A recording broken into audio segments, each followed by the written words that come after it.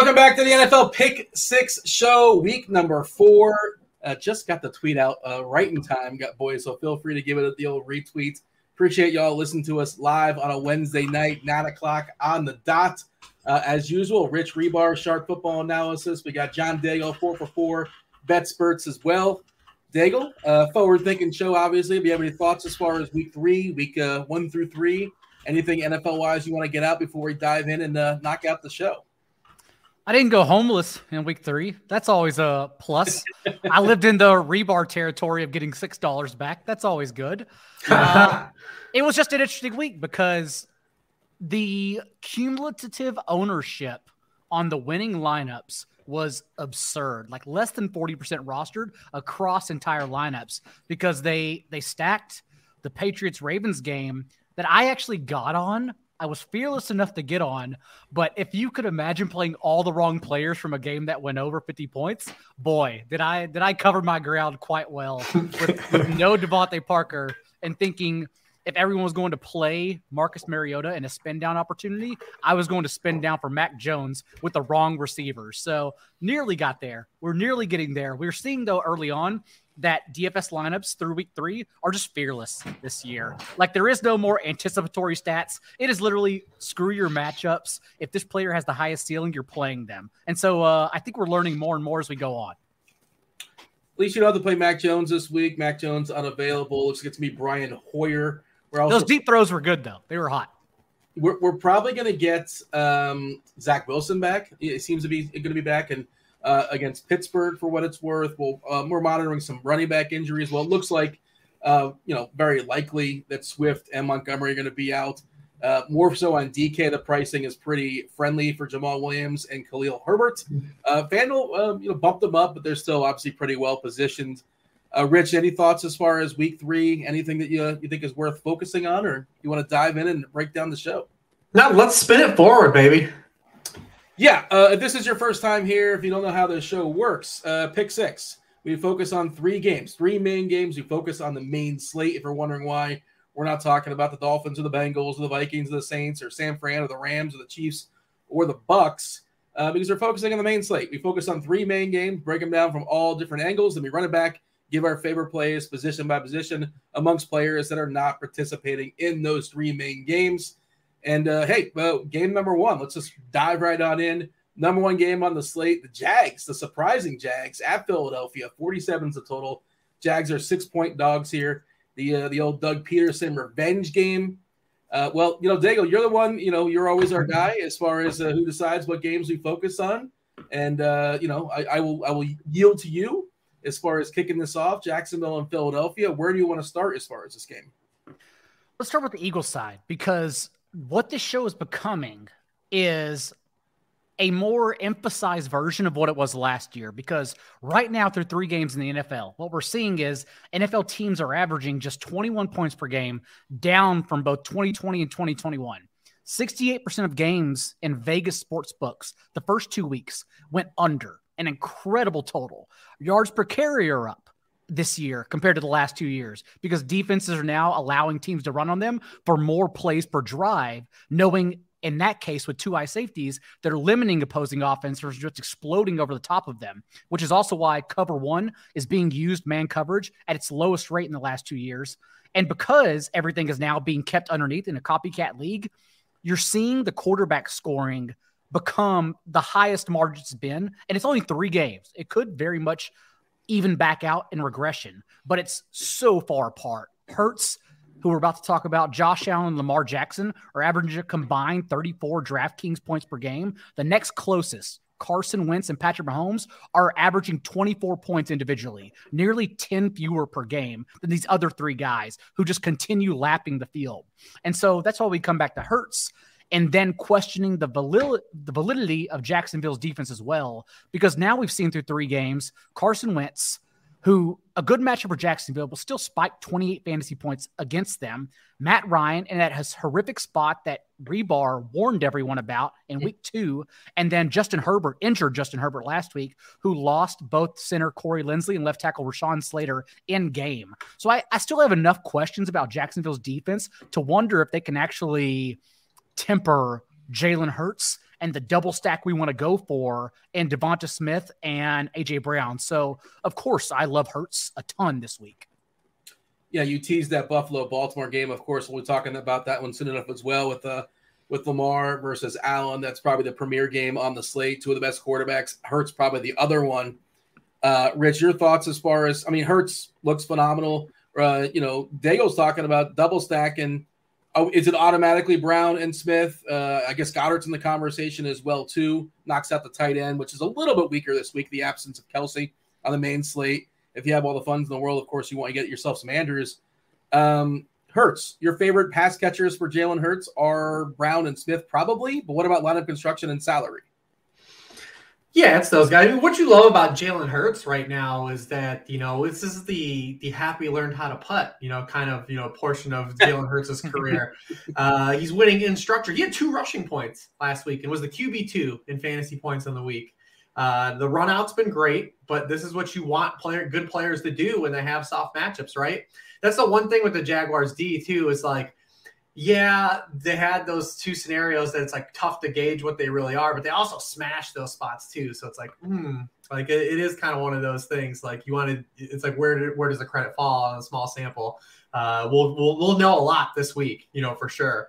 But yeah, it's definitely Arthur Juan and definitely Devontae Smith. I mean, it feels like that egg Devontae Smith had was like another season, right? Like in week 1, absolutely was a demon last week, making just absolutely ridiculous catches because he's a really good football player. Who knows? Who knew that the Heisman Trophy winner, the first wide receiver to win the Heisman Trophy in like 30 years, is a good football player.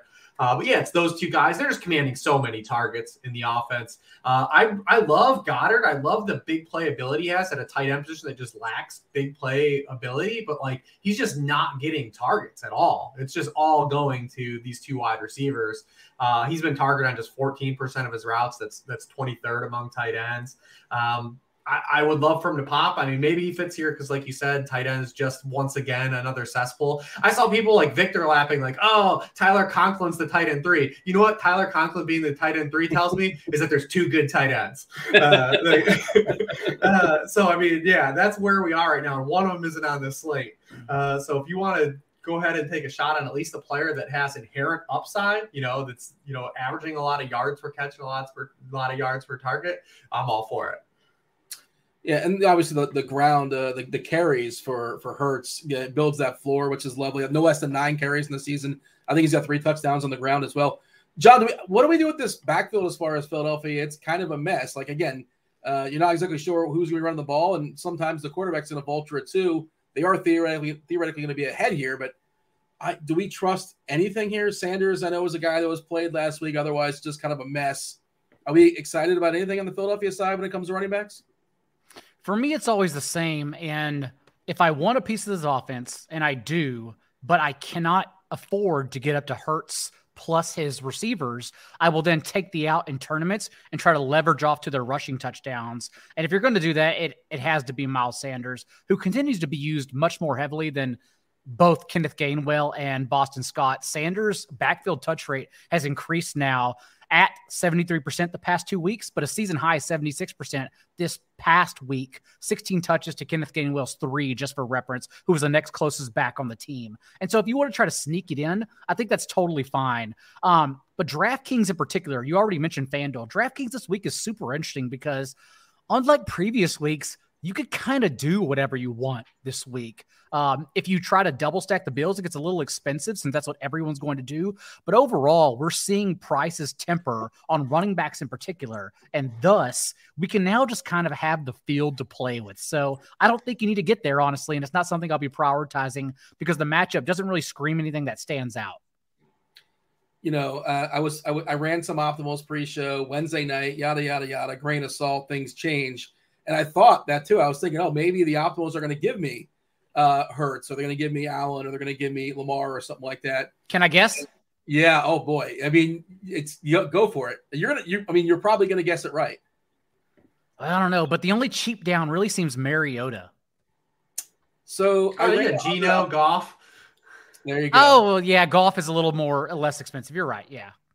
I ran 100 optimals on DK and 65% Geno Smith. Yeah. Yeah. I mean,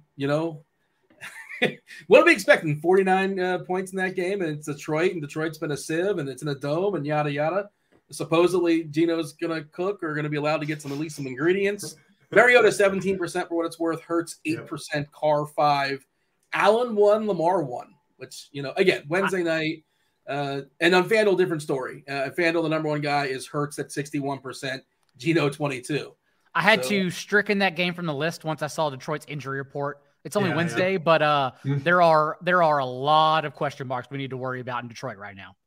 Yeah, I do wonder because the point Daigle off the show, just the way that fantasy scoring is this year, is if we're going to start to see these guys be close to 9K on DraftKings and over 9 on FanDuel, kind of moving forward, like these three main guys, because that's kind of where we're immediately trending towards.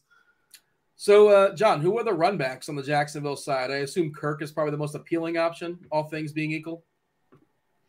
Kirk is. It's just interesting, this matchup for the Jaguars, because we've seen Doug Peterson transform this offense into one that logically the Jaguars can move the ball down the field. Lawrence has the league's highest completion rate the past 2 weeks, and you can attribute most of that because he has a 6.5-yard depth of target, right? He's in the Geno Smith territory right now, and that only Tom Brady is getting rid of the ball quicker from snap to throw than Trevor Lawrence. It's basically a one-read offense, and we know Jonathan Gannon historically just runs cover 2 and cover 3.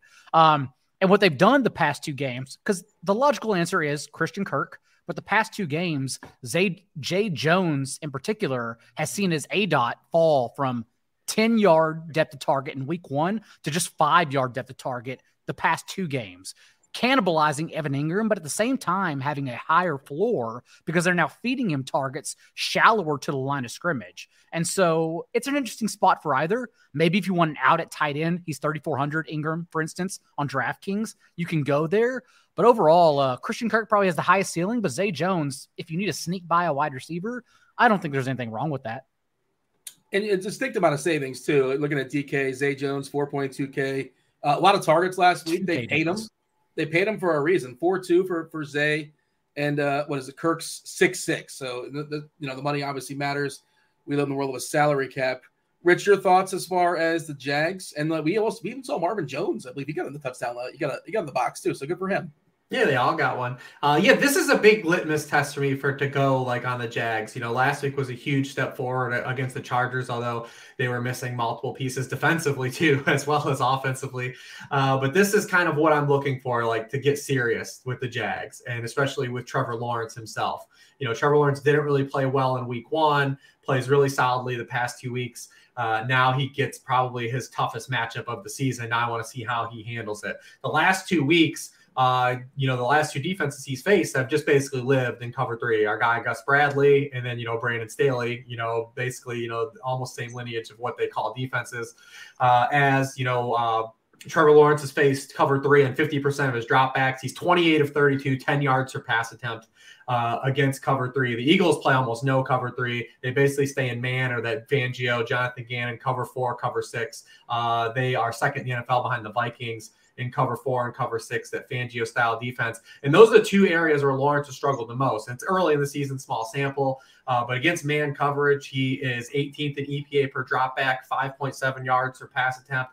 Against cover 4 and cover 6, those Fangio looks, he's also really struggled with just 6.6 yards per pass attempt. So, this is a big test for me. And obviously this is the best defensive line that he's faced so far to start the year. So if the Jags get over here and they look like they did last 2 weeks, this is going to be kind of a wheels up situation for the rest of the year. We can kind of really, really believe in this team, kind of moving forward. Fine with either wide receivers. If you want to say salary, it's fine. Zay Jones, actually, from an expected fantasy stance, he has more expected fantasy points than Christian Kirk on the season. So, Kirk's run a little hot with his output. Obviously, I don't think he's going to score a touchdown every game for the rest of the season.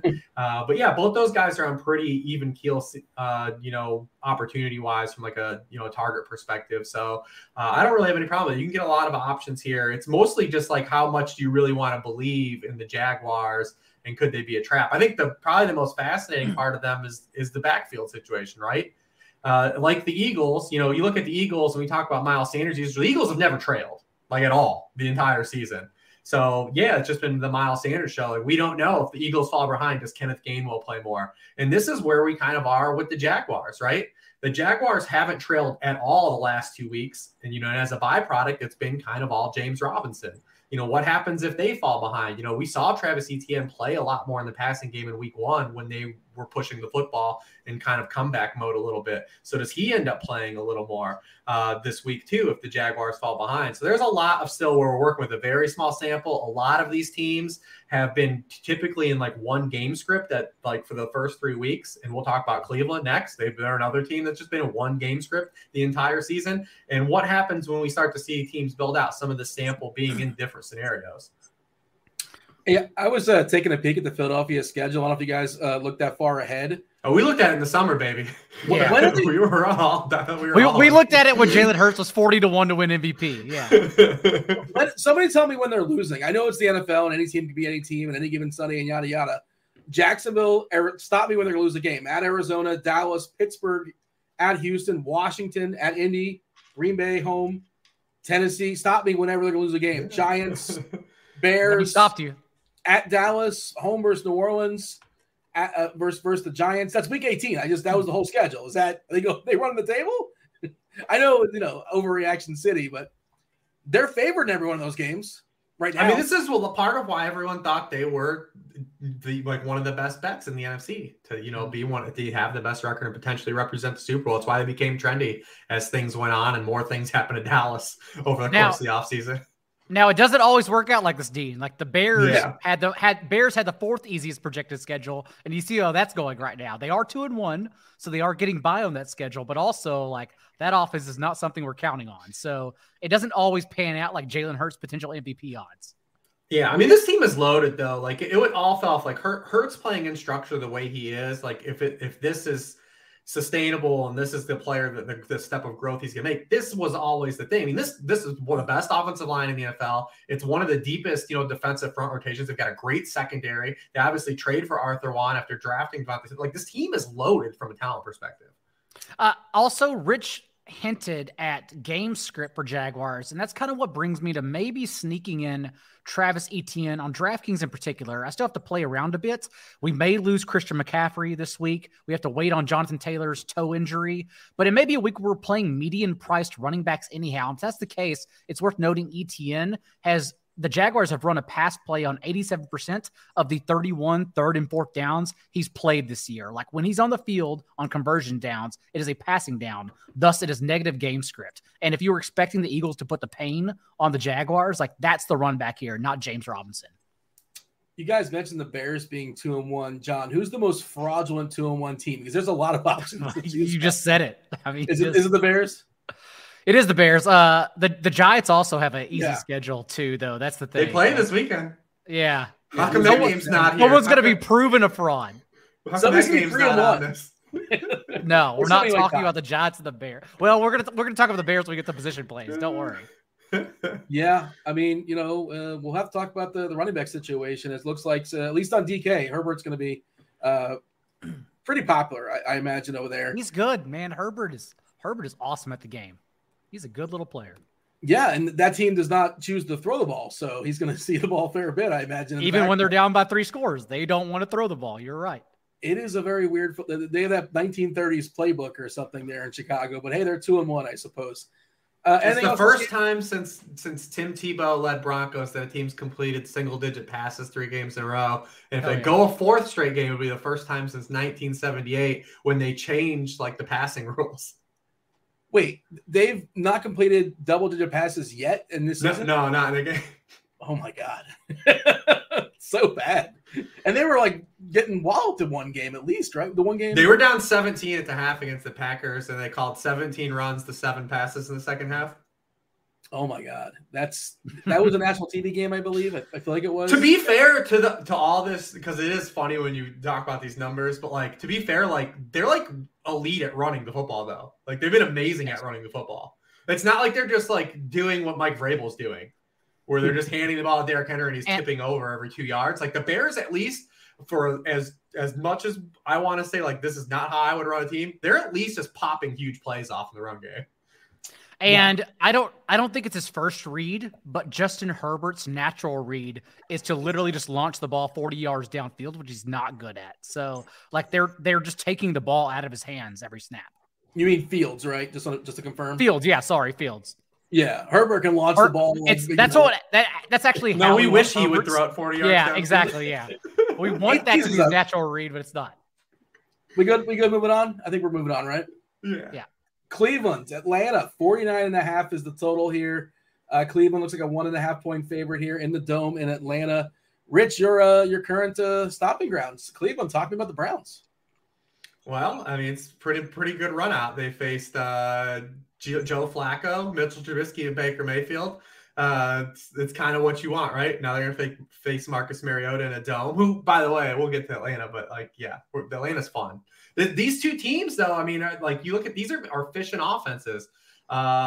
They are two of the top 5 teams in rate of drives that reach the red zone so far. Cleveland's second in scoring rate per drive in the NFL so far to start the season. So, this game is definitely a game that could even go over still. We could definitely be in the 50s here. Now, the only thing getting our way here is both of these teams love to run the football.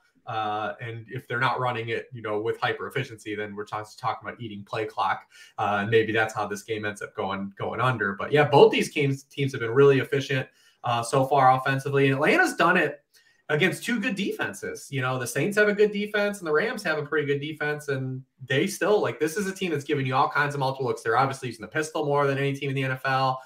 They're running a lot of full house backfield stuff. They're doing a lot of unique things that they couldn't do with Matt Ryan last year, and they can do with the mobile quarterback. And it's made their offensive line inherently better, which is trash objectively. Marcus Mariota is not really getting pressured just because the ball is coming out in unique settings, and they're not really taking a bunch of intermediate shots. So it's kind of a fun offense, and this game could be fun altogether. But it's always going to be coming through the run game with the Browns. And, that's all just been Nick Chubb so far to start the year, over 100 yards in every game. But you got to get in the box with Nick Chubb. He's expensive. I think he's the most expensive running back on FanDuel main slate this week. And you think about last week, he was so good. And if he doesn't score a touchdown, you got 10 points. So that's where we are with him. I hate playing running backs like this when they're really expensive and they're going to be kind of relatively popular. And I think that's what we're going to have with Chubb. Why is Patterson not catching the ball anymore? They did this last year with him too. When he took over and was just a full-time running back, they really didn't target the running. It's not it's not just him being involved. They're not targeting any of the running backs, right? It's a shallow passing tree. They don't throw a lot, and they're really only throwing the ball to 2 players anyways, Drake London and Kyle Pitts. But yeah, we wish he was catching the football a little bit more. We saw this last year though too with Arthur Smith. He's actually running a route on more dropbacks, 47%, than he was in the first 9 games before his ankle injury last year, 42%. And yet he's only seen 2 targets the past 2 weeks. And it's like Rich said, because Mariota has targeted this backfield at the league's 4th lowest rate among running backs. So it's literally just the Drake London, Kyle Pitts show, one of them who we just bitch about every week. Who are you going to bitch about this week? Who do you prefer? Who's going to disappoint us amongst those two? I'm still team Drake London here. London's floor he showed us so far is a 21% target share from week 1. Everyone makes a big deal about Kyle Pitts' 40% target share last week, but London was right there with 30% of the team's targets only 1 week after he recorded 46% of Atlanta's targets. London's also out-targeted Pitts 25-18 overall on the season. The issue with Kyle Pitts is, and I mean, Rich has already yelled about this in length, but now we're seeing it more and more this year that it's just prayer yards is what's happening here. 33% of his targets have come 20 yards downfield, and Marcus Mariota has recorded the 5th lowest on target rate among all quarterbacks on those types of throws downfield. So the ceiling is there for Pitts, but the ceiling also entails the bottoming out, and that's what's happened in 2 games now. You got to lean here, Rich, as far as London versus Pitts? I mean, I would still say London just because he's been so good and we expect him to keep getting better. I mean, Daigle said, it's crazy that Pitt's greatest gift is arguably his greatest curse too, for fantasy. Because when you have a player like Kyle Pitts, you want to use him the way that Arthur Smith is using him, right? Inherently, because there's not a player like him, but he doesn't get enough free targets. He doesn't get enough bunnies. I mean, you look at him, compare him to a guy like Mark Andrews, right? Who also gets a lot of deep targets in the Baltimore offense. He's the second highest ADOT behind Kyle Pitts, but he has 45% of his targets are short targets, 1 to 10 air yards. Kyle Pitts is at 38%. 32% of Mark Andrews' targets on the intermediate levels, 11 to 19 yards. Kyle Pitts is just at 22%. So, you're just not getting enough free, easier completions. And that's kind of always been the burnout with Kyle Pitts, right? You love the air yards, you love the ADOT, but that stuff comes with a lower success rate too. So it is he's kind of like a product of his own greatest attributes. And then when you put those in the situation where it's a team that's going to throw 20 passes in a game, you've got to make those targets count. And it's been less more. No, I don't understand the red zone stuff. The dude has 1 target in the red zone. So that's a whole nother bag we can get into, but that's the part that doesn't make any sense. But literally Kyle Pitts' greatest attributes been his biggest shortcoming in the NFL due to the environment he's in.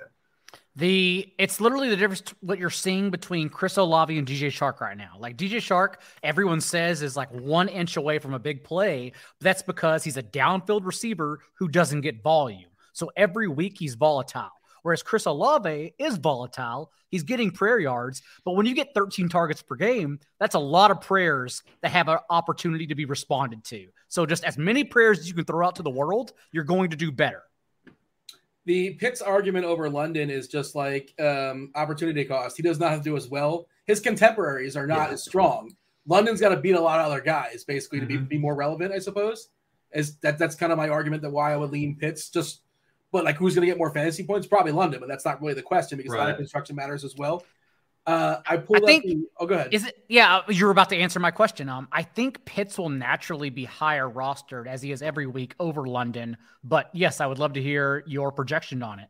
No. I wasn't going that way. I was going with the pace of the game. But you're right. Just because again, there's not a lot of great options when it comes to tight ends and TJ Hawkinson looks like he's gonna be really popular this week. In the dome against Seattle, he's pretty cheap on DK.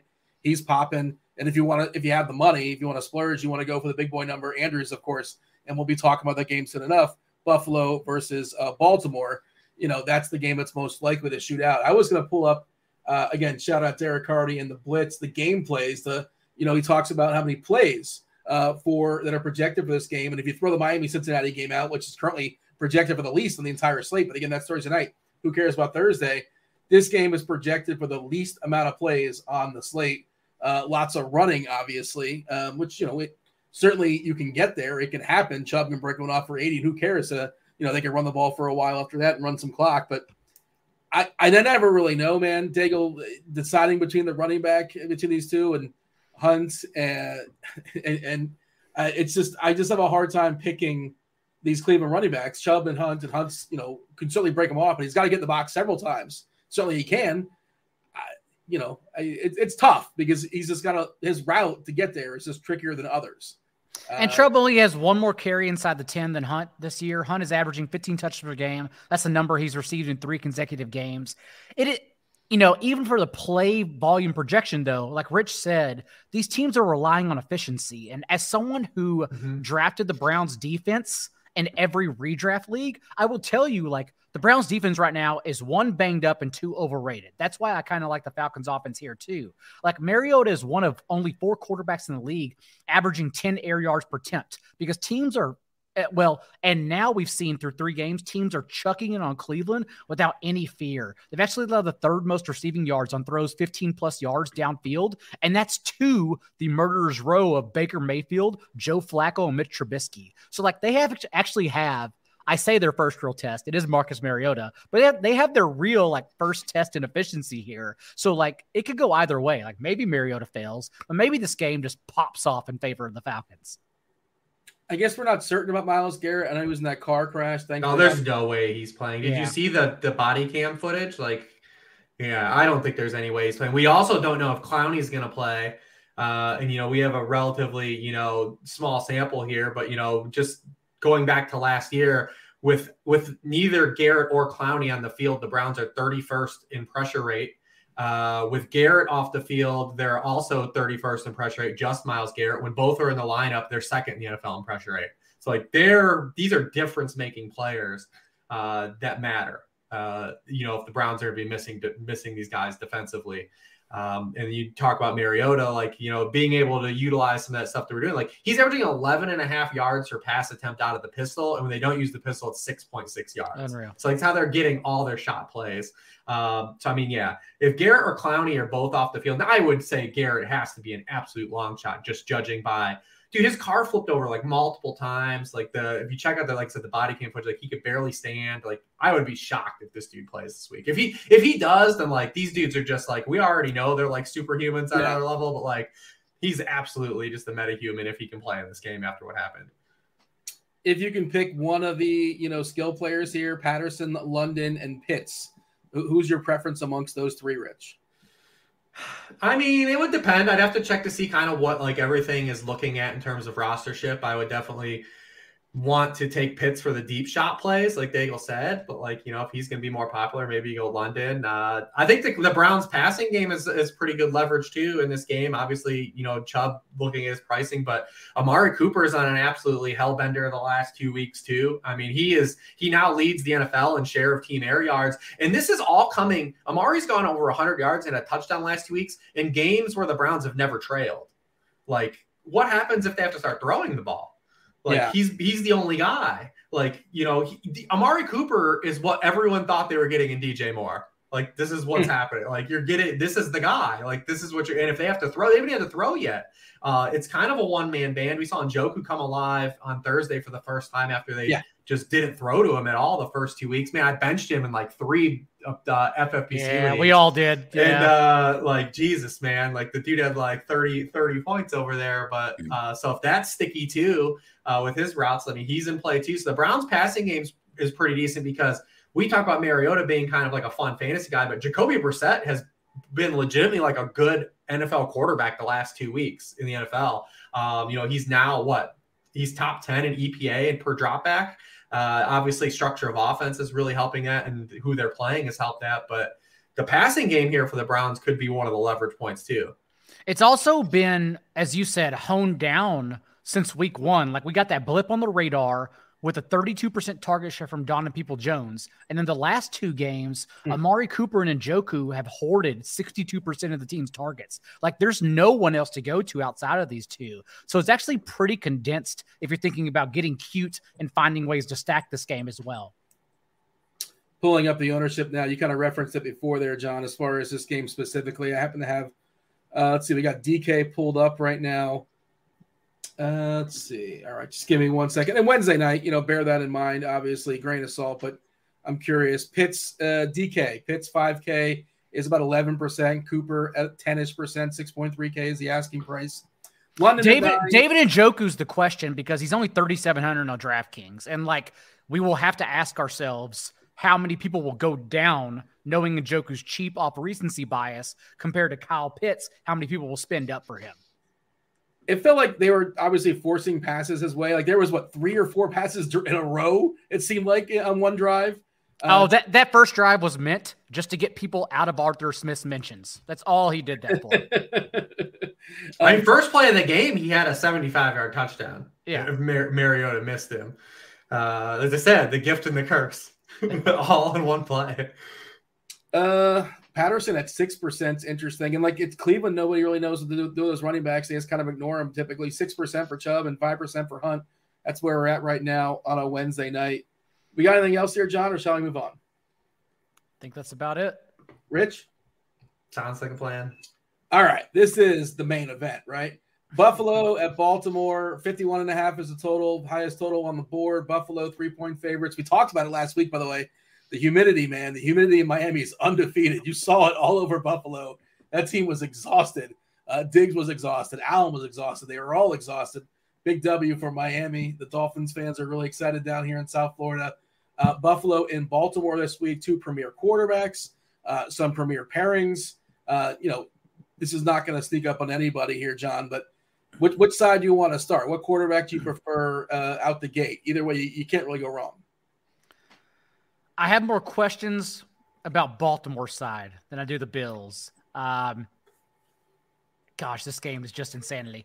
Even if you remove, for Lamar Jackson, it's interesting because I'm curious to see how the Bills play him because historically he has struggled against the blitz. But we also know the Bills haven't blitzed this year. They've only blitzed on 8 snaps all season. And what we've seen is that 6 touchdowns have come, 6 of Lamar's 10 touchdowns this year have come against the blitz. And if they just stay, the Bills, with this 3rd highest pressure rate in the league, sending 4 rushers, knowing they can get pressure that way, I'm just curious to see what happens because 65% of Lamar's attempts have come against 4-man rushes, and he's only completed 57% of those passes since he's been taking advantage of one-on-one coverage and wide open players. And so, again, we didn't learn anything about the Bills, in my opinion, since they ran 90 plays and they still lost. Like with 2 guys going down to injury and Kumaro and Stephon Diggs, and 2 guys playing half the game basically because they were cramping from dehydration. We know our assessment on the Bills from week 3 stayed the same in week 4, in my opinion. That's why I love to talk to Rich about the stuff. But as for the Ravens, like, we don't know since defenses has kind of been playing them the same through 3 games. So it makes an interesting spot at least to put the onus on the Baltimore more than anything. Rich, Baltimore? Yeah, I mean, well, the Bills haven't blitzed at all this year. Like, they're not blitzing at all. So, I mean, I don't think they're going to start blitzing now, especially with the amount of injuries that they had. I mean, they're going to have a kind of bit of a rotation this week. Obviously, they lost another cornerback in Christian Benford to a hand injury last week. That's why they went and signed Xavier Rhodes the start of this week. I don't know how much he'll play. We'll see if he gets on the field because it looks like Dane Jackson is going to come back after, he missed last week after the scary hit on Monday night. They also were missing 2 of their best pass rushers last week in Ed Oliver and Jordan Phillips. We'll see who one of those, which one of those guys comes back, or if either come back. Will they get Jordan Porter back? There's like a lot of just moving parts with the Bills, like defensively, to try to figure out what's going on. They did have a lot through all those changes last week. I mean, they did allow 10 yards per pass attempt to 2 on the small sample of plays that they actually ran in that game. But yeah, I mean, Lamar is one of these guys just running so hot. I thought last week was like a pretty strong regression spot, and nope, he did not. The Belichick blitzed his ass off, and he got toasted the entire game, man. Right now he's 39 points over expectation in fantasy scoring through 3 weeks. The next closest guy is Tua, who's at 15. So he's like almost triple the next highest quarterback in points scored over expectation. You would think there'd be some regression. He currently has a touchdown rate of 11.5%. right now, which is pretty bananas. 17% of his completions have gone for touchdowns. Wow. It's just bonkers. And obviously it's small sample, 3 weeks, but yeah, I mean, you would think that they're going to get a lot of zone coverage here, a lot more shell coverage than they've gotten so far through the first 3 weeks. I'm more curious to see, like, on the other side, how do they fix what's going on defensively? Because, it was a thing last year where the Ravens used all right, you have no bodies. Wink Martindale doesn't care. He's going to put all these guys on islands. They're not doing that this year. The last 2 weeks, they've rolled their starters out. You might say against Miami, some of these guys didn't really practice the full week and it hurt them. But Marcus Peters, Marlon Humphrey, Marcus Williams, Chuck Clark, these are their starters. These are their guys that they're counting on in the secondary. And last week, it wasn't Tyreek Hill running past them. It wasn't Jalen Waddle running past them. They gave up 8 pass plays of 20 or more yards to an offense that's helmed by Mac Jones, Matt Patricia, and Devontae Parker's out here looking like 1994 Herman Moore. What is going on? This defense is just, it's been abysmal, and and they've got their guys back. These are the guys they're counting on. These are brand name players that they have in their secondary playing, and they're getting absolutely toasted. And you're going to bring that to the house against Josh Allen? Man, it's not looking good. Even if you remove week 2 against Jalen Waddle and Tyreek Hill, the Ravens have allowed the most receiving yards per game to opposing wide receivers. That's how bad it's been. Shout out Herman Moore. That brings you back. We're showing our age in that one, but that's back in the Wayne Fonts days, isn't it? I feel like. Oh yeah, him and Brett Perriman, the original Perriman. But I was trying to think of another tall, physical, lanky dude that's like Devontae Parker. That works. I think that works for sure. By the way, Xavier Rhodes, he used to be one of the top corners in the league. The NFL, man, life comes at you fast. He was just out of the league, I guess, only 32 years old, and that's that. And I guess he's still kind of hanging on, but it's been going that direction for a couple of years. Yeah. Oh man, he tried to hang on with the Colts. It did not go well. No. Oh, wow. There's so much good stuff in this game. Well, you probably have this, Rich. I'm curious. Lamar, like just as a running back, is he like running back 3 on the season? I think he's like running back 10 or something on the year. But man, he's now way past Vic for the most 100-yard rushing games for a quarterback. What do you want to say, man? He 2 weeks ago was an 80-yard touchdown. Last week he goes over a bill.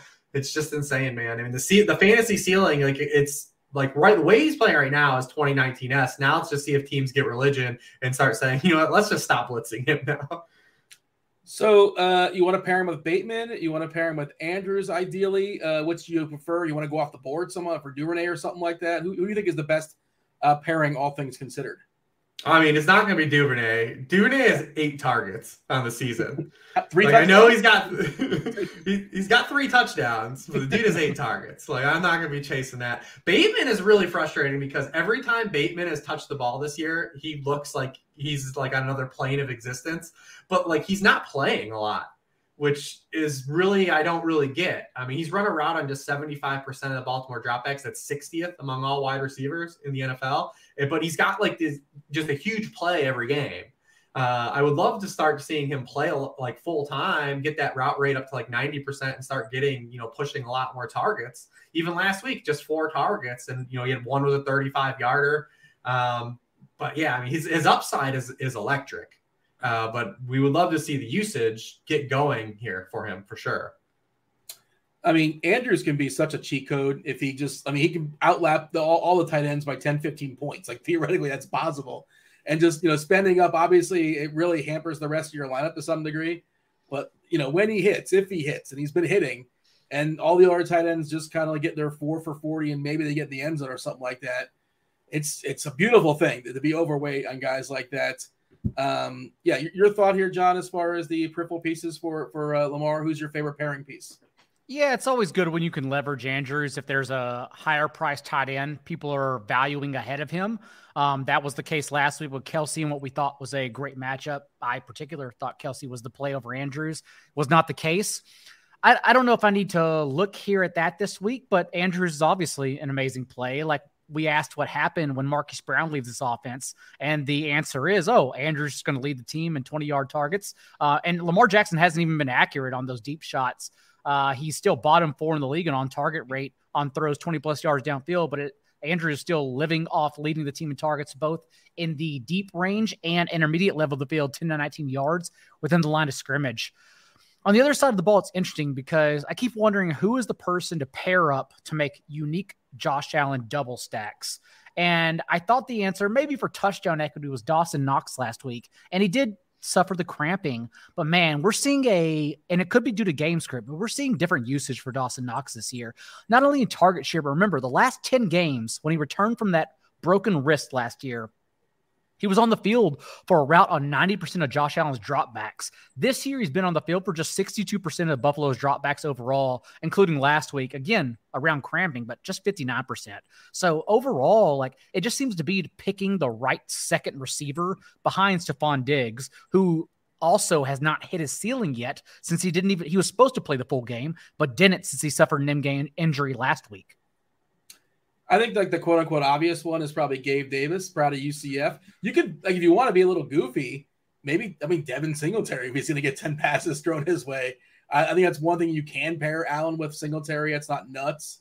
What are your thoughts here? You go ahead. Not to cut Rich off, but they hammered McKenzie on their first 2 drives last week. And that kind of shocked me since they hadn't been using him previously. It took Jake Kumaro getting injured in the first quarter, but McKenzie's usage may stand out here actually as the second person to tack on to Stephon Diggs. What was the usage for Davis? Was he kind of eased in coming back from that injury? Do you happen to have it in front of you as far as snap count? He led the team in routes run, but I don't think they wanted him to. I think because they had 4 dead bodies, they had to, and also feed James Cook targets as well. Davis played football at UCF. He knows about the humidity. He can take it. He can withstand it. These other guys, they don't know what it's like. Rich, Buffalo? You know more about UCF football than you do Thanos. I'm proud of you, Dean. Well, I think you go back to the first half of that game, and Miami was was just blitzing so much and not getting home, and they completely recalibrated in the second half. I think that's why McKenzie had such a huge first half, though, and like why he was getting peppered. I mean, Miami was blitzing almost 40% of the dropbacks, but they weren't getting any type of pressure at all, and they just said, "Screw this, let's drop back and cover 2," and they played cover 2 at their highest rate of the season in the second half of that game. So, I mean, it depends on what Baltimore is going to do. Are they going to try to bring pressure? Because if they are, then that's going to open the door for McKenzie, right? He's going to be that one-on-one kind of beat man coverage and get those hot looks type of targets. If they're going to sit back and play zone, then, obviously you're going to get the Diggs, Gabe Davis show. I mean, Gabe Davis, we know what Gabe Davis is, right? Like, there's no secret, like with Gabe Davis. People want to keep fighting on Twitter about it all the time. Like, the dude is like a touchdown scorer. And like, when he doesn't score touchdowns, he's not going to get a lot of yards and catches. Like, he's a big play magnet. Like, the types of targets he gets matter. He doesn't necessarily draw a lot of targets. The types of targets he gets are hyper productive for fantasy football. And he dropped a touchdown last week. He had another one, he had another one in his bag. The dude's their best run blocker. He's going to be on the field basically the whole game. That's why we like him. He's attached to Josh Allen. Devin Singletary, I mean, his usage, I mean, the raw target count you got to ignore because they had 63 dropbacks. Yeah. So the raw target count doesn't mean anything. And then also what we've seen is that he became kind of like the guy that they trusted as like that pass protector. He pass blocked on a 16 snaps season high because of all those blitzes Miami is sending. They're like, we got to bring in someone we trust. So that's how, as a byproduct, he just got on the field so much. I don't think we'll see that again. I don't think we're going to see Devin Singletary run back the 11 targets and the high target share this week. So, I mean, I would be focused back on those wide receivers because of what we talked about. The Ravens aren't getting a lot of pass rush and the back end isn't holding up. Give me Diggs, give me Davis, mix in some McKenzie if we think they're going to be aggressive. But I like the Bill side here. Give me the final score in this game, Rich. Give me a bold prediction here. I bet it lets down. These types of games always do, man. Yeah. Like, this is the game everyone's going to circle. They'll maybe in like the 40s, something like that. But this is, it's like I said, the one wild card is like what Lamar is doing, but I don't think the Bills are going to play him like teams have played him so far. And I'd be disappointed. And we've seen that so far with the Bills, like they just have a lot shorter passing game. Like Ken Dorsey's not quite as aggressive as Daboll. Again, small sample, but they're focused on more of a shorter passing game than they were last year. So it's I bet it's only Wednesday night, but we're also expecting 36-mile-per-hour winds right now in this game. So just be, again, only Wednesday. These things change, but just be wary of the weather in this game as well. Man, Buffalo cannot dodge funky weather. Either it's too humid or it's too windy. That's unfortunate. That would really, I want to see what Chief Meteorologist Kevin Roth has to say about that on Sunday because good point. 36, I think, is I don't care about 15. I don't care about 20. But 36, again, it's Sunday night. We're 3 I can't be dealing with weather Twitter in week 4 already. Yeah. I'm not ready. I'm just not mentally prepared. Like, get me to at least November. Yeah. I don't want to mess with this either. But if it's not this game, Rich, what's the game that goes nuts? This is the highest total on the board. Cleveland, Atlanta is number 2 at 49.5. Seattle, Detroit. Yeah, I mean, you'll probably see Seattle, Detroit will be focused on, like Daigle said, we need to focus on injury reports in there. I mean, I could see Cleveland, Atlanta still getting there for sure. Those all look good. Oh, Denver Raiders too, for sure, because everyone's leaving. We're going to talk about that. We're going to talk about that whole game and like the matchup play stuff. But that's another one that I think has upside too. So we'll see. I mean, obviously this game's going to be really popular, but typically these games where we hone in on this like a game with like this type of ownership, like it rarely gets there. The theme of the last 2 weeks too has really just been to go off the board on the total that goes like completely bonkers. The total that goes over on games that we haven't really talked about either. So just something to keep in mind. And if you ask me like which game stands out as that theme, it probably is Raiders Broncos. Well, as someone that plays a lot of small field and just like the game on top, like it's hard to do that at this game. Like everyone's really expensive. I'm taking a peek at our chat over here on YouTube. I appreciate y'all tuning in live. Kindly hit that like button, do subscribe, turn on those notifications. And Josh is saying, I'm off on Russ because of the Subway TikTok. And like, there's many reasons. Great. I mean, listen, his whole career is built on cringe. It wasn't those the bread. How come he didn't get his product of the bread footballs in at Subway for the sandwiches? It was a wrap, right? Is that what that was? Oh, it was a wrap. But he has that bread maker that makes those bread footballs. How come we couldn't marry the two? I don't know. But my question is: he leaning in? Like he knows? Is he kind of winking? He knows it's cringy? No, it's Russell Wilson. Yeah, I think he thinks he's cool. I think he's leaning in. I think he's just he got paid $250 million. So who are we to say what is cool and what's not? Yeah, that's Russell. I mean, it's who he's been the entire time. I feel like it's a bit now. He's having fun with it. Like he's high-fiving nobody. No. Well, I don't know. He thinks he's awesome. He thinks he's Peter Overzet. He's Mr. Unlimited. What are you talking about?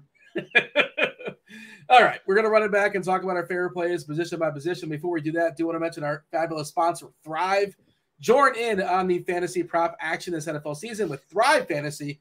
Easy to play, no salary cap. You just play the plays you want. Bet the overs, bet the unders.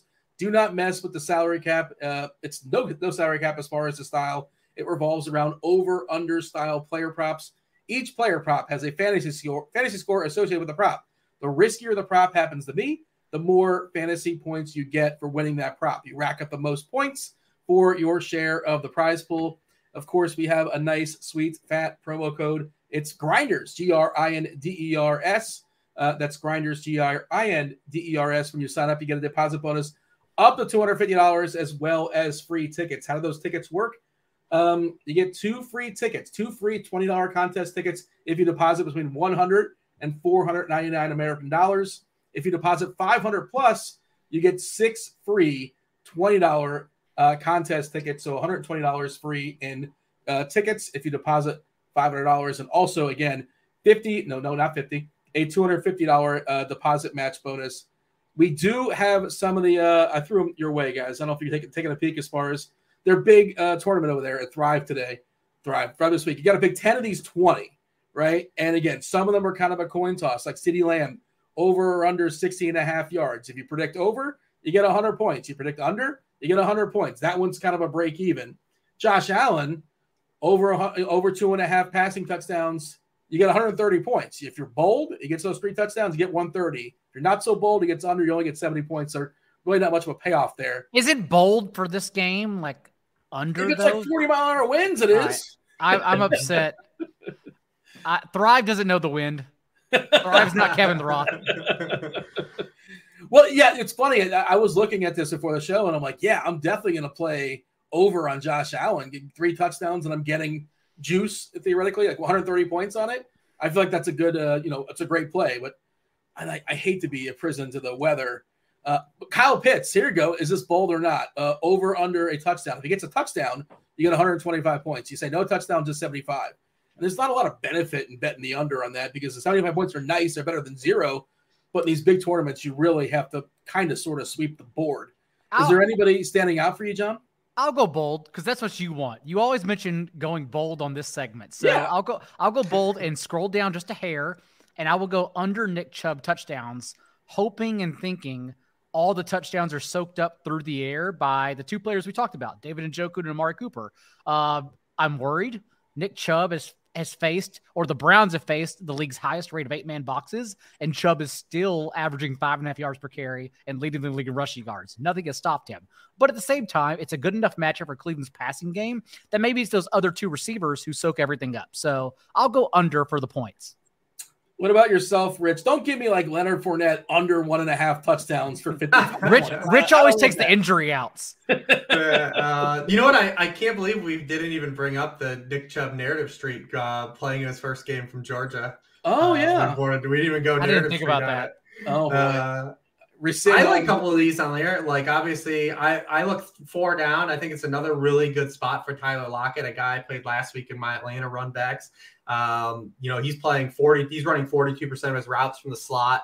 DK Metcalf's running 85% of his routes out wide. Detroit's allowed 11 catches for 143 yards and 2 touchdowns to opposing slot receivers. I think he's the inherent run back for Seattle, even though DK scored last week and people are excited he got some targets. I think Lockett actually, the role he's in this offense has been really kind of a better marriage for the structure of their offense they're running now this year with Geno.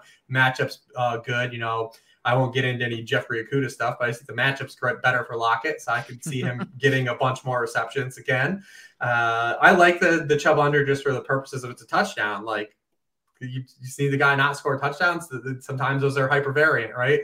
Like, I like that. I love Deontay Johnson over 62.5 receiving yards against the Jets. Deontay Johnson, the only receiver in the NFL with over 30% of team targets the first 3 games. The Jets have been getting absolutely smoked by wide receivers. I like that one too. So there's a couple of them there that just aren't like me taking the token cheap way out with injuries here this week.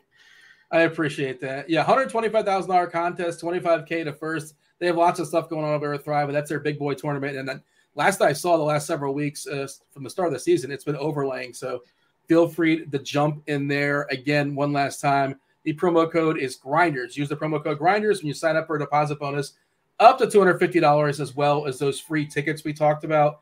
Let's talk about quarterbacks, Rich. Man, Geno Smith, like, he's really cheap, and he's in Detroit, and every quarterback against Detroit is well positioned. Do you have a take on this? I don't know. I mean, I want to cover the name up, and then maybe I'll play him. Talk to me about Geno and the other quarterbacks you like this week. I mean, Geno still for fantasy, like, there's like, I don't know what kind of, ceiling you get, especially when we talk about all the ceilings like these quarterbacks are providing, right? I mean, he's thrown the ball 20 yards or further, just at the 25th highest rate in the NFL. He's also running a little bit of hot. He's 12% completion rate over expectation, which is the highest rate in the NFL. So I still think he's more of a floor play. I mean, they have allowed a top 10 score of the Lions, that is, in every game this season, but they also have faced Jalen Hurts, Kirk Cousins, and then, Carson Wentz got him in the second half.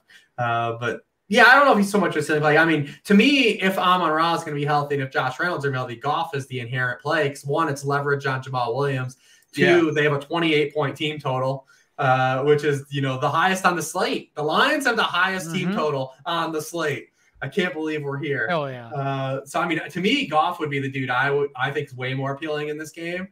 You just need to see that these wide receivers are going to be healthy. Because Seattle, their defense is just horrible. I mean, they just don't have the personnel defensively, and we've just seen them all 3 games just kind of get roasted here through the pass, and they're just giving up chunk plays in the passing game and in the run game too. I mean, you can play whoever you want really against Seattle, but I like the Lions. I like the Goff side because of the Jamal Williams angle too. The Falcons averaged 7.5 yards per play against the Seahawks last week. Like, that tells you everything you need to know. I mean, look at the Broncos. The Broncos, you go back, they didn't score any enough. They didn't catch any opportunities, but that was by the Broncos. Like, Russ threw for 350 yards, had 10 yards per pass. They were doing whatever they wanted still too, except for putting the ball in the end zone. And the 49ers basically just tried to get the hell out of there after they got that huge lead. But everyone's just doing whatever they want in that defense. Chat, Adam's talking about DJ Dallas for cheap now that Homer's on the IL, but still, he's the third running back. Like, he's behind Penny and Walker, and it's kind of a third. I can't imagine playing DJ Dallas unless it's like a crazy, huge GPP tournament. Yeah. Like, we're not playing DJ Dallas, are we, guys? No, I like Penny. I think Penny's a good play on both sides. You'd like him inherently more on FanDuel than DK, but he's only 4.9 on DK. Last week, he played 70% of the snaps. 15 snaps for DJ Dallas, just 9 for Kenneth Walker. Now, they could just flip this whenever they want. So, I mean, I don't know how much we want to latch onto it, but at that price in a tournament, I think he's really interesting because we know that he has big play upside. I mean, Detroit was a team we targeted all last year. And this year, they've come out and allowed 6 touchdowns to running backs to open the season. They've allowed 22 rushing points per game. That's 31st in the NFL. Obviously, we all remember when these two teams played Week 17 last year. Penny had 190 yards and 2 touchdowns.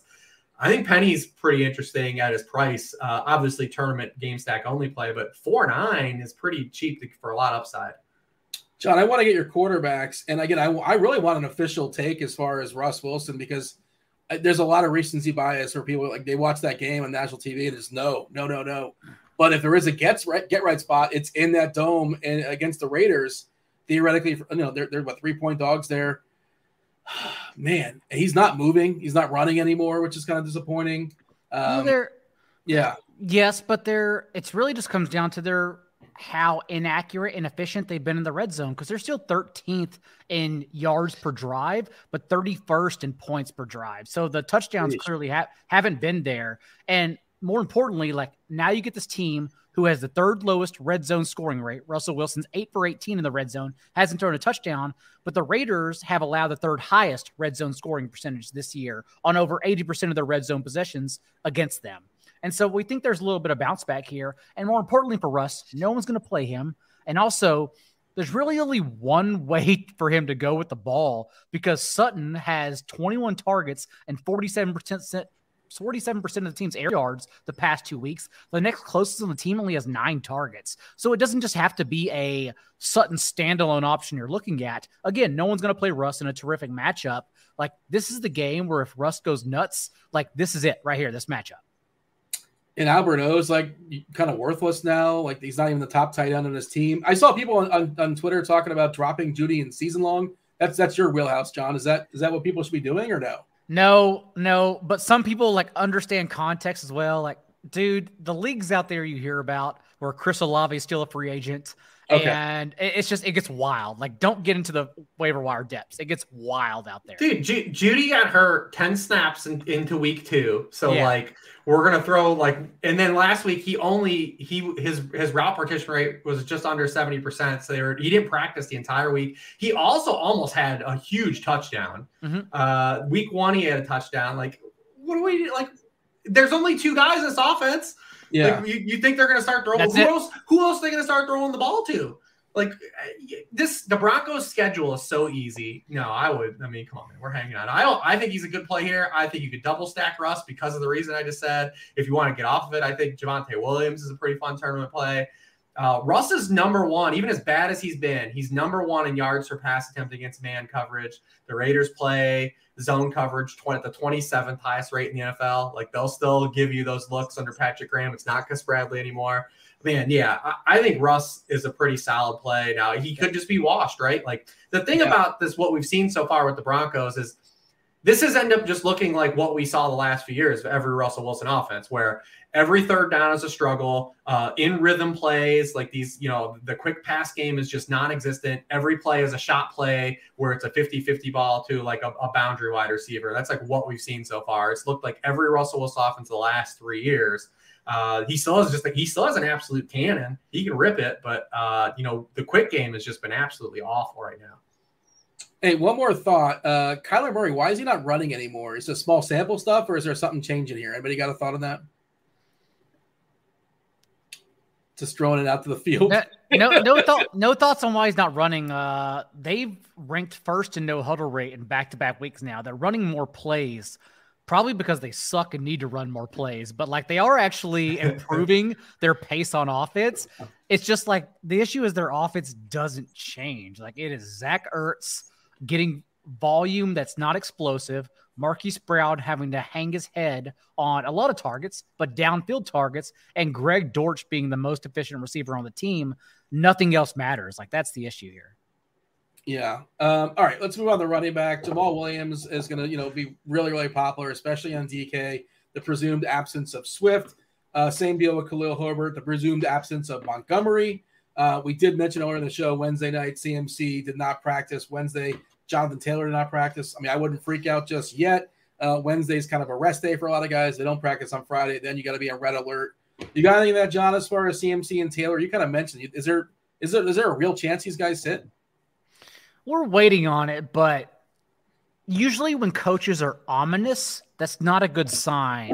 I don't think it's a good sign for Christian McCaffrey this week. The problem is that Baker Mayfield being under center also isn't a good sign for the Panthers this week, even though it is a good matchup against the Cardinals. Rich tweeted, by the way, a person on the show tweeted this week that the Panthers are averaging the fewest touches per game among their skill players. So, like, we also have to question in a tandem backfield, because Christian McCaffrey really isn't getting there on the usage either, given how this offense fares in a quick-hitting, underneath passing scheme under Ben McAdoo. So now you have to question if Christian McCaffrey on 28 touches, I believe it was this past game, isn't getting there.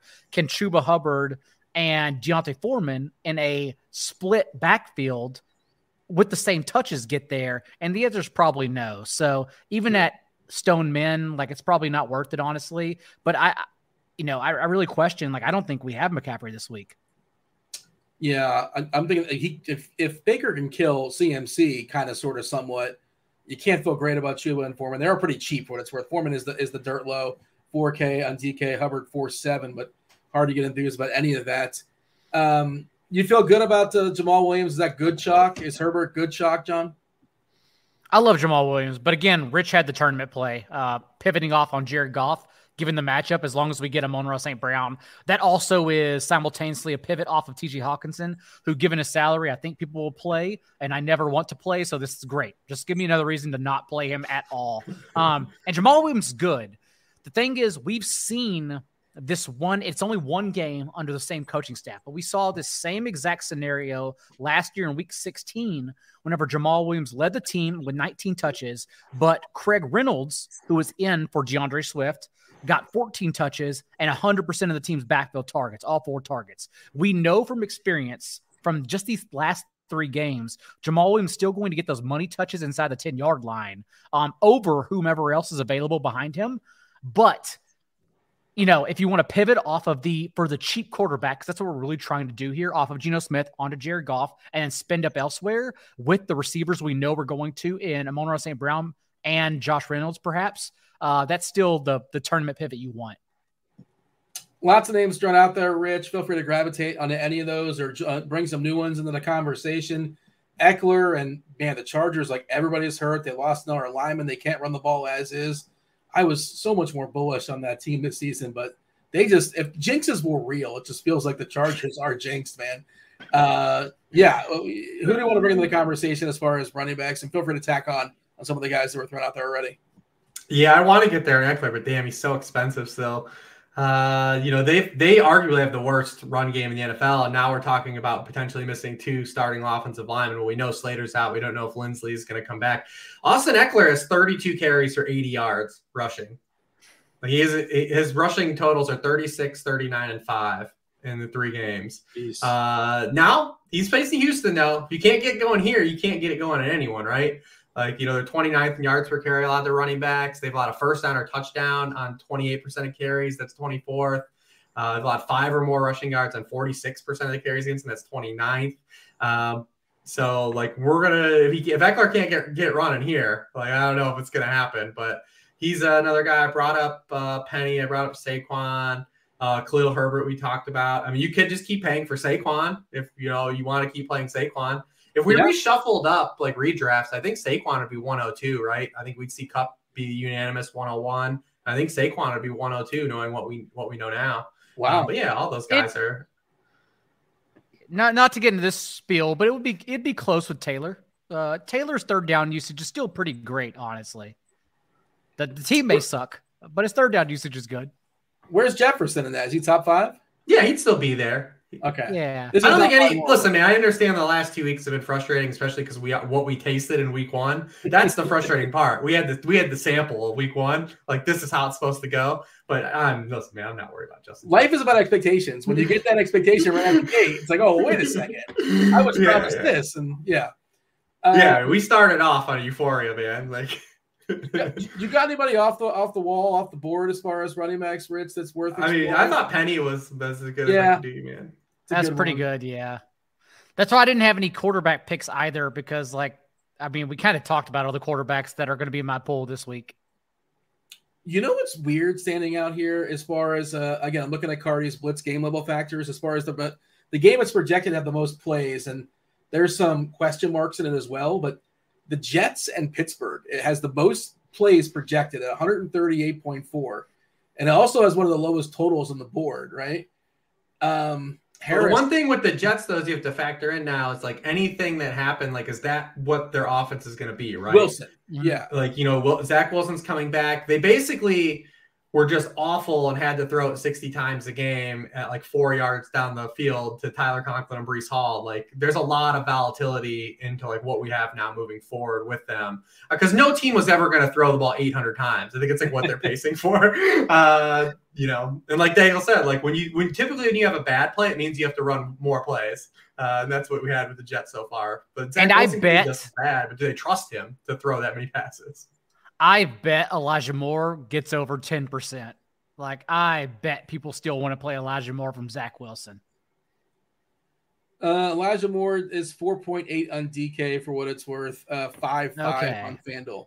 I'm going to guess it gets steam more than that. Oh no, that wasn't an ownership. That was his actual price. I'm sorry. Yeah. As far as ownership, I don't think it's very high right now for what it's worth. But I'm going to guess it's 10 to 15% by Sunday. I'm going to guess. I don't know what people are going to do with that game. I don't know what to do with that game. And like Rich says, like the Jet stuff, who really knows? And it's some outlier games and a brand new quarter. Is it official that Zach Wilson's going to be the quarterback? Is it officially announced or just assumed? Yes. He was cleared. Yeah. And then, that's Robert Slaw said originally, like once he's cleared, he's going to play. So, yeah, I mean, I'm just combining those two, but yeah, I don't think they've come out and just said it. I think Deontay Johnson at 6K, I think is legit, like a really good play though in that game. Yeah, I don't mind that. And Harris, we are in a day and age, Dean, where no one is official. Like every player is day to day on the injury report.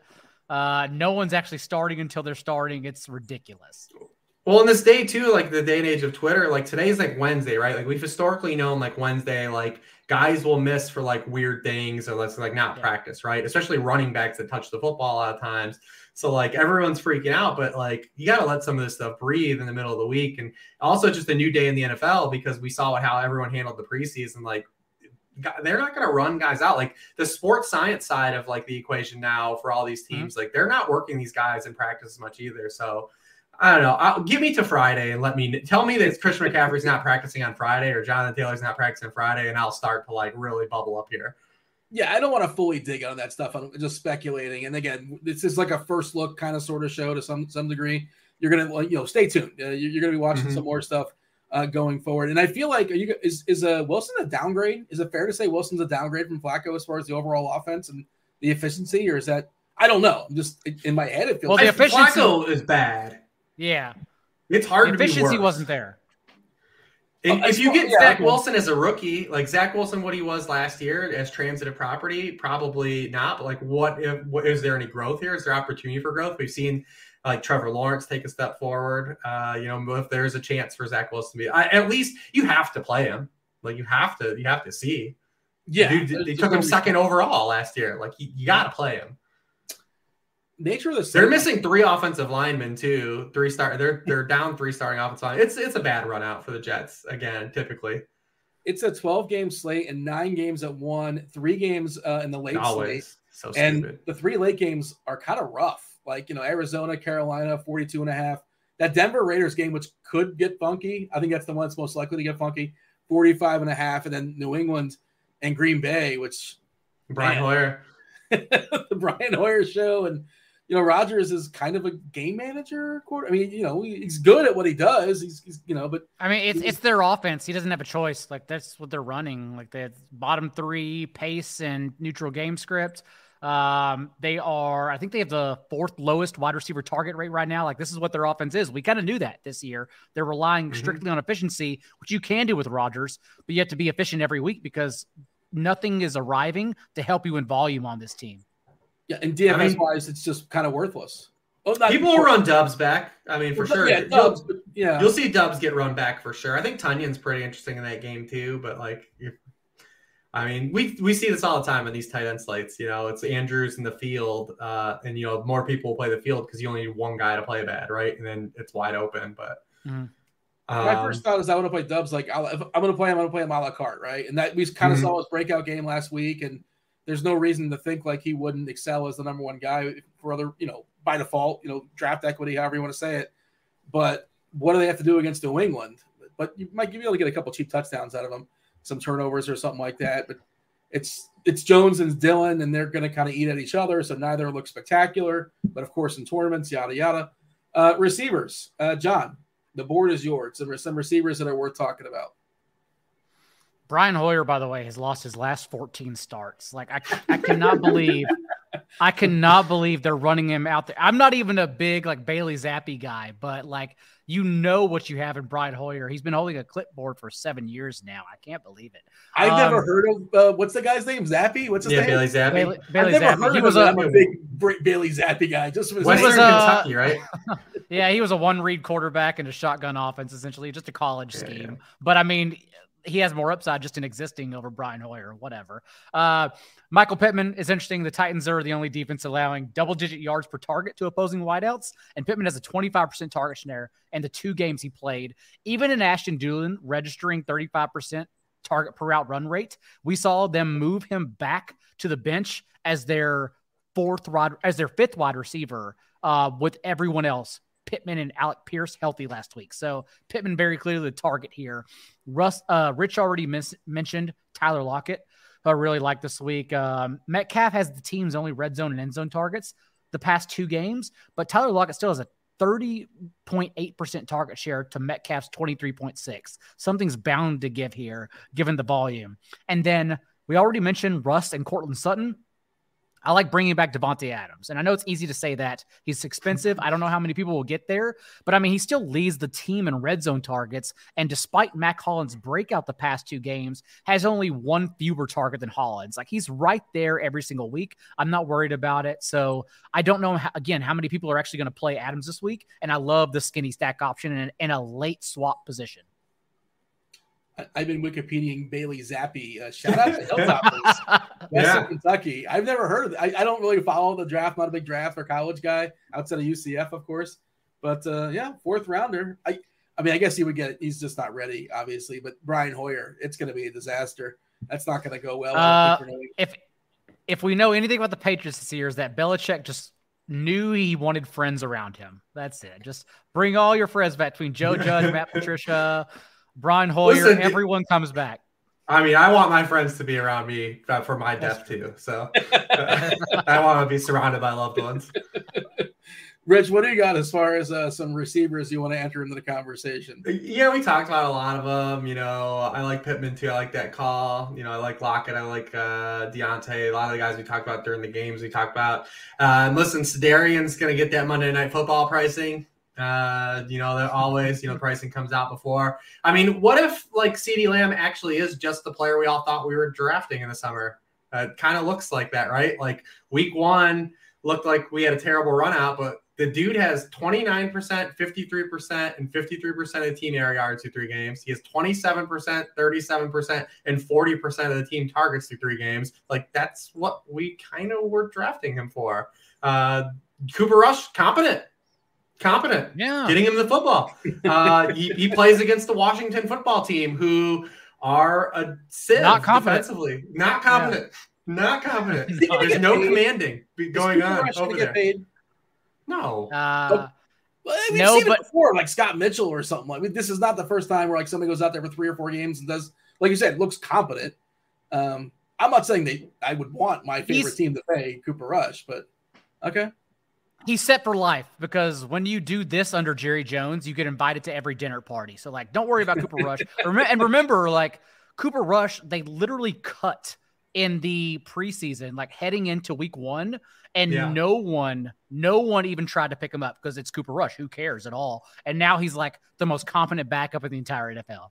Was that a salary cap thing? I feel like it was a salary cap thing, right? They had to rejigger their entire contract situation around Zeke, but also like to fit Dak's cap hit in. This is what the Cowboys do every year. They literally just restructure everyone and just finagle with the cap. But nobody thought he could be like the 3rd string quarterback. No. Literally no one. He was available for everyone on waivers. No one put in a bid whatsoever. No one cared at all because it's Cooper Rush. He was terrible. And now, again, for some reason, he's the most competent backup in the NFL. And it's a great name too. Like if I was writing a script about like a football, player, my lead character's name is Cooper Rush, right? I think it's a pretty good name. Sean Payton can be the janitor at the end of the movie. Yeah. Did you watch the Sean Payton movie starring Kevin James?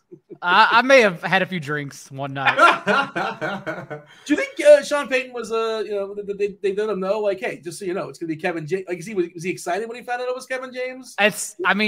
He was wearing a toupee. Like, it was the funniest thing I've ever seen in my life. That alone is worth taking on the role. I feel like I gotta see that. It's gotta be terrible. You do. I know. Yeah. I haven't seen the Kurt Warner movie yet either. Oh, I haven't seen that either, but I imagine that's bad. But I think it actually was pretty well received by the critics and audiences. I mean, Zachary Levy throwing that football in the previews, though, was I should watch it just for the sake of that, just seeing that. It looked like a made-for-TV movie, like when I saw the trailer. Mm-hmm. Yeah, the production on Lifetime or something. Where is this being played? National Championship was pretty good, like a movie that nobody saw. Like it's kind of ahead of its time, and it's sort of like I don't think it impacted what went on the NCAA. Do you know about this movie starring oh god, what's the dude's name? Character actor.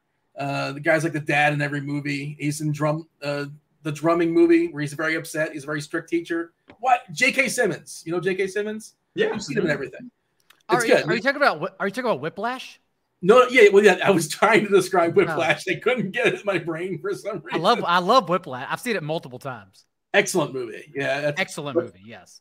But National Champions. It's a movie about college football. There's no football in it at all, but it's about like the politics of college football and like the players getting paid and that kind of stuff. It's pretty good. It's worth checking out if you haven't seen it. And I feel like it like just sort of came and went. Just came out, but nobody acknowledged it. Tight ends. John, what do you got as far as tight ends this week? I mean, honestly, we've already talked about the guys I'm going to play too, just because David Njoku's sitting there at 3,700 in a terrific matchup for me to stack against him. And so that's kind of where I'm going to stick. I would imagine the RotoGrinders models are probably popping TJ Hawkinson. Is that correct? Like 70%. Yeah. And by the way, I just got your tweet. You're tweeting no way. Yeah, you're tweeting. What is going on in that picture? I have a lot of questions. They told Sean Payton, we'll give you 10K to wear a toupee. He said, hell yes, of course. In my own movie, we'll do that. I had no idea. It's just a little cameo in the movie, I assume, right? Yeah, it's just a cameo at the end. And he's not Sean Payton. He's the janitor. It's great. Okay, I didn't get the reference. But yeah, Hawkinson right now is looking like the chalk cash game DK. He scored a touchdown on a single-digit target rate, his season low 9.5% target share, ran a route on a season low 69% of dropbacks, and yet is still popping for being cheap when like he and Amon-Ra St. Brown have the same ADOT. Like there's a reason why Hawkins is not seeing targets because Amon-Ra St. Brown cannibalizes that territory. Now, if St. Brown's out, you can make the argument for Hawkinson. I still don't think I'll get there personally, but yeah, I'm not playing Hawkinson. That's crazy. Second guy, by the way, it's 57% for Hawkinson, 11% for Noah Fant. Oh God, really? He's just the Iowa. It's the Iowa party, cheap. baby. And they're playing against each other and heads up against each other. He's 3.1K and just like salary. Enjoy all the Will Dissly touchdowns. Man, week 4 is wild. Nobody wants Noah Fant. I understand. Yeah, I'm sure this is not. It's just a salary thing. And then Njoku is the third guy. They use 3 tight ends. Noah Fant is an analogy for Seahawks tight ends, but you can't play them as a combined group. You get one of them. You should be able to get team tight end. I mean, we should just kill it with fire. You got anything, Rich, as far as tight? Just get Andrews. You got to be overrating Andrews this week is my first thought. Yeah, I mean, like I said, I feel like as a cheapie, we talked about Njoku in the game. We talked about, like I said, I brought up Tunyon a little bit. He's starting to get, he's getting ramped up. He's getting more snaps and more routes run per game. He's getting targeted a ton when he's on the field. Yeah. They're not for any yards or anything, but like I said, he's what, 3? I think he's like 3K. 3.7 on 3.5. DK, yeah. Yeah, so I mean, this is another one of those guys down there in DK where you just hope magically catches a pass in the end zone. But yeah, I like the idea of just saying if the field is going to say they want to disfade Mark Andrews, then I'll be cool to play him. Yeah, but that's it, man. I mean, these guys all suck. I hate tight end. It's terrible again. Like we talked about at the beginning of the show. Dude, if Tyler Conklin's a tight end 3, I know everything I know about the tight end. There's 2 good ones. And there's 2 good ones. If you tell me I get 7 targets, no more, no less, with Tunyon, I'll take my chances of that. Like, you're saying they're ramping them up a bit too. I don't have the routes and, things like that up in front of me. But yeah, he had 7 last time out. That doesn't necessarily mean anything, but sure. You give me 7 targets, I'll take my chances. And there's not a lot of receiving options on that Green Bay side. Of course, they like to run the ball a good bit too. And game script suggests that's probably all they're going to have to do. 10-point favorites here versus New England's. Favorite stack, favorite something, favorite anything, favorite thing to monitor. It's a Wednesday night here, John. As of right now, on a Wednesday night, what's your favorite stack? You're the one that you feel really, really good about. Of course, you have the right to change your mind going forward as we creep up to Sunday. Again, I'm still toying around with FanDuel. DraftKings I have a better familiarity with this week. I do like, I don't know if I get there with Russ, but I do definitely like Sutton and Adams for sure as a little skinny stack. I don't know how much that game will get played at all. I want to see what it closes on Sunday morning, but definitely getting exposure to that. and Browns-Falcons, which will also be played. I just wonder to the extent of like who's going to play Drake London, Cooper Skinny Stacks as well. So that's kind of the two games I lean at right now. Same question, Rich?